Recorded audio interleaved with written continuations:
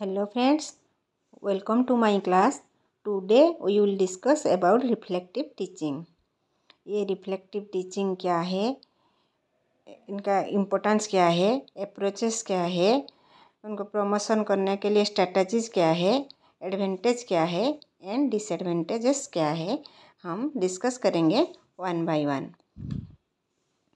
Reflective teaching is a process where teachers analyze their teaching methods to improve learning outcomes. It involves self-observation, evaluation and adjustment of classroom practices. मतलब ये reflective teaching क्या है? ये एक teaching process है जिसमें एक teacher खुद को एनालाइज करता है, ऑब्जर्व करता है, इवेलुएट करता है. क्यों करता है? ये टीचिंग लर्निंग आउटकम को एनहेंस करने के लिए. By reflecting on their action and beliefs, teachers gain self-awareness and identify areas for improvement. इसमें एक टीचर का सेल्फ अवेयरनेस ग्रो करता है एंड उनका पढ़ाने का शैली में ये इम्प्रूवमेंट ला सकता है. This personal tool can be use privately और discussed with colleagues to enhance teaching effectiveness. ये एक टीचर खुद कर सकता है या कॉलीग्स के साथ डिस्कशन करके कर सकता है. Through reflective teaching teacher develop a deeper understanding of what works in the classroom and build essential skill for effective teaching. ये रिफ्लेक्शन क्या है? जैसे हम मिरर में हमारे रिफ्लेक्शन देखते हैं, फिर हमारे स्टाइल को अपडेट कर लेते हैं.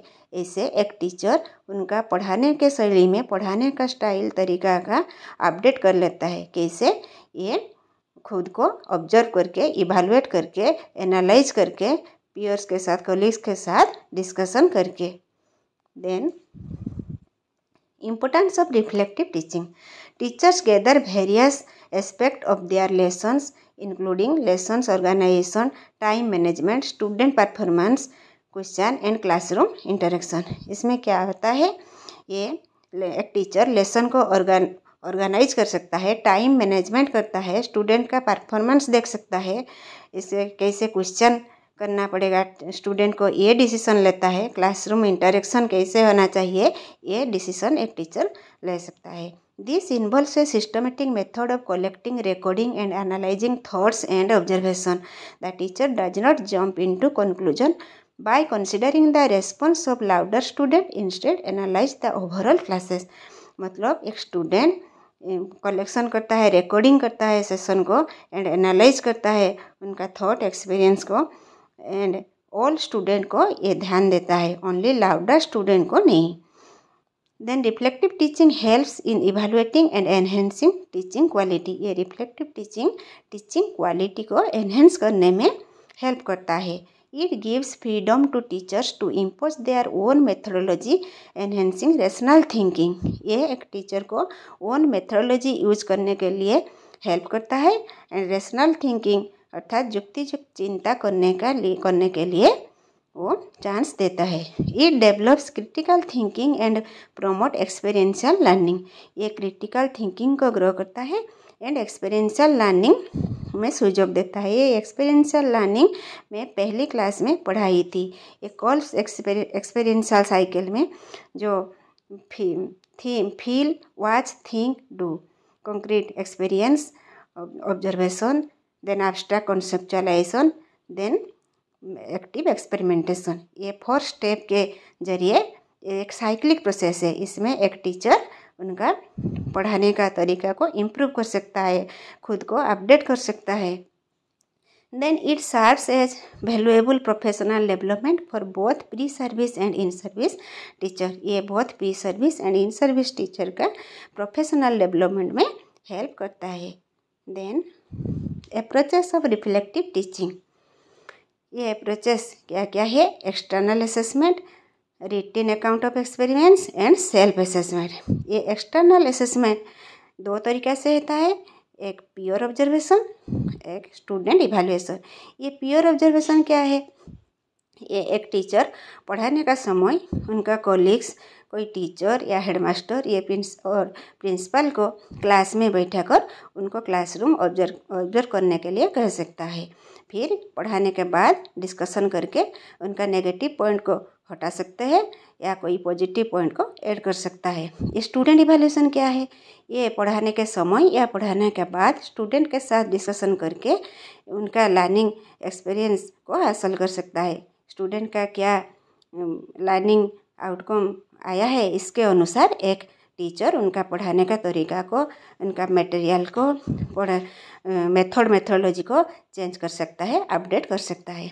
देन रिटिन अकाउंट, ये क्या है? It is an helpful way of engaging in reflective teaching. ये self reporting, journal writing, recording lesson. ये सेल्फ रिपोर्टिंग क्या है? पढ़ाने के बाद एक teacher self reporting diary, teacher diary maintain कर सकता है।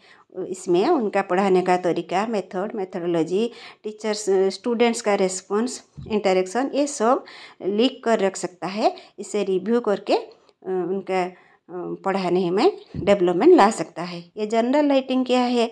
ये ऑल्सो एक रिटिन प्रोसेस है। इसमें एक टीचर्स का आइडिया, थॉट, एक्सपीरियंस, ये सब लिख कर नोट करके रखता है। ये टीचर का अवेयरनेस बढ़ाता है, इसका thinking process, metacognitive skill, experience को बढ़ाता है।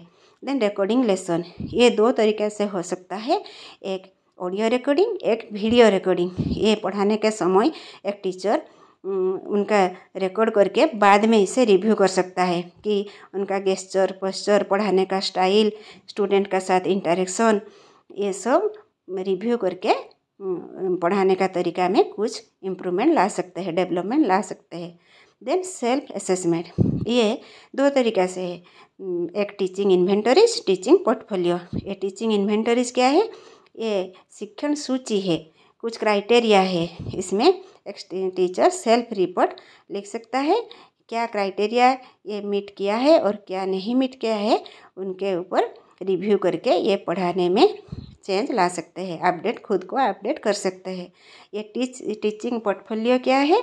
ये एक ब्रॉडर तरीका है, ये एक ग्रेटर फ्रेमवर्क है। इसमें एक टीचर डाटा को लिख कर रख सकता है। Teaching experience, teaching learning data, ये स्टूडेंट्स का इंटरेक्शन, ये सब नोट करके रख सकते हैं। Which provide evidence of A persons teaching accomplishment, ये बाद में उनको डेवलपमेंट में सहायक हो सकता है। Then strategies for promoting reflective teaching, क्या क्या स्ट्रैटेजी रिफ्लेक्टिव टीचिंग के लिए यूज होता है? एक रिफ्लेक्टिव जर्नल, जो अभी मैं बताई, रिफ्लेक्टिव जर्नल में एक टीचर उनका आइडिया, थॉट, एक्सपीरियंस को लिख कर रख सकता है और बाद में उसे रिव्यू करके उनका टीचिंग प्रैक्टिस को चेंज कर सकता है। ये कोलैबोरेटिव लर्निंग क्या है? कोलैबोरेटिव लर्निंग है 3-4 टीचर मिलजुल कर एक क्लासरूम में पढ़ाते हैं और आपस में बात करके उनके मेथोडोलॉजी, टीचिंग लर्निंग मटेरियल, ये सब को एक आवश्यकता के मुताबिक चेंज कर सकते हैं, यूज कर सकते हैं।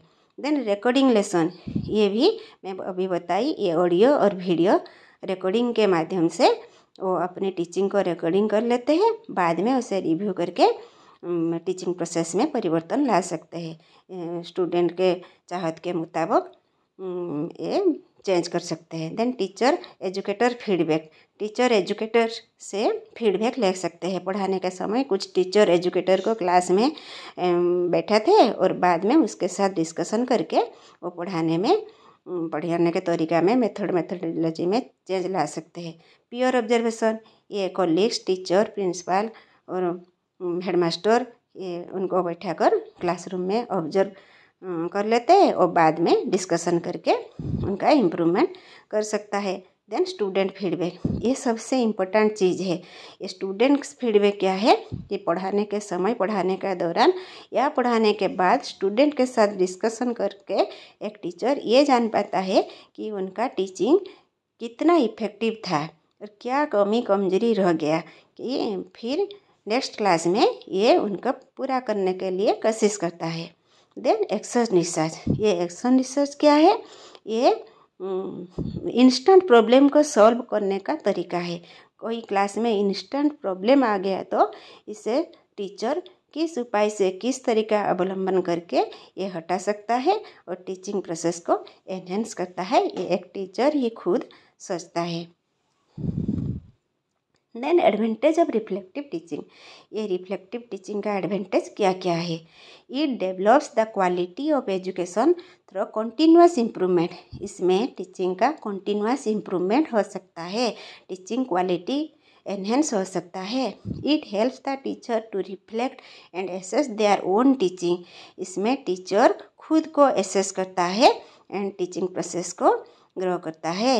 It enables teachers to bring in new idea, methods, approaches and materials, मतलब इसमें टीचर्स का new idea, method, approaches, material ये यूज करने का तरीका बढ़ाते हैं और टीचिंग को इम्प्रूवमेंट करता है। ये जो मैंने बताई एक्सपीरियंशियल लर्निंग साइकिल, ये साइक्लिक ऑर्डर में ये इम्प्रूवमेंट ला सकता है।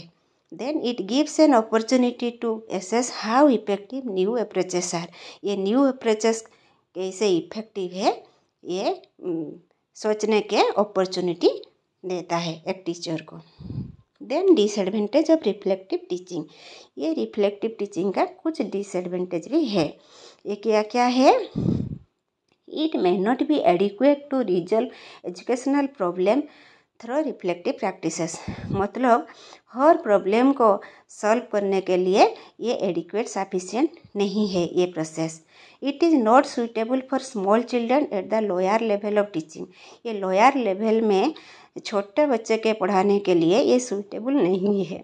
It could be time consuming process, ये एक टाइम कंज्यूमिंग प्रोसेस है, क्योंकि एक टीचर अपना रिफ्लेक्शन को रिव्यू करता है, ऑब्जर्वेशन करता है, एक्सेस करता है, इवैल्यूएट करता है, ये एक टाइम कंज्यूमिंग प्रोसेस है। Then at this level the study material is neither organise nor pre plan, ये प्रोसेस में स्टडी मटेरियल स्मूथली ऑर्गेनाइज नहीं हो सकता है, ये प्री प्लान नहीं हो सकता है। Therefore, students cannot acquire systematic and organized knowledge of these study courses, तो इनसे स्टूडेंट ऑर्गेनाइज्ड नॉलेज नहीं ले सकता है। फिर भी ये डिसएडवांटेज होने के बावजूद इसका एडवांटेज बहुत सारे हैं। और एक पॉइंट मैंने छोड़ गई है, टाइम के अनुसार ये रिफ्लेक्टिव टीचिंग 3 टाइप्स का है। एक reflection in teaching, reflection on teaching and reflection for teaching. Reflection in teaching क्या है, ये पढ़ाने के दौरान, पढ़ाने के समय एक टीचर उनका ऑब्जर्वेशन, खुद का ऑब्जर्वेशन इवैल्यूएट करता है और पढ़ाने का तरीका को इम्प्रूव कर सकते हैं। रिफ्लेक्शन ऑन टीचिंग क्या है, ये पढ़ाने के बाद एक टीचर रिपोर्ट राइटिंग के माध्यम से, जर्नल राइटिंग के माध्यम से, टीचर्स, कॉलीग्स या स्टूडेंट के साथ डिस्कशन करके उनका फीडबैक लेने से ये टीचिंग प्रोसेस को इम्प्रूवमेंट कर सकता है। और एक है रिफ्लेक्शन फॉर टीचिंग, ये पढ़ाने से पहले करता है एक टीचर, प्लान करता है कि मैं कैसे पढ़ाऊँगा, क्या पढ़ाऊँगा, क्यों पढ़ाऊँगा, कैसे प्लान करूँगा, स्टूडेंट के साथ कैसे इंटरेक्शन करूँगा, क्लासरूम कैसे मैनेजमेंट करूँगा, ये सब पढ़ाने के पहले करता है। इसे कहते हैं रिफ्लेक्शन फॉर टीचिंग। तो ये reflection in teaching, reflection on teaching and reflection for teaching है। ये था ये रिफ्लेक्शन टीचिंग का ब्रीफ डिस्कशन, ये सब था एक ब्रीफ डिस्कशन। Thank you.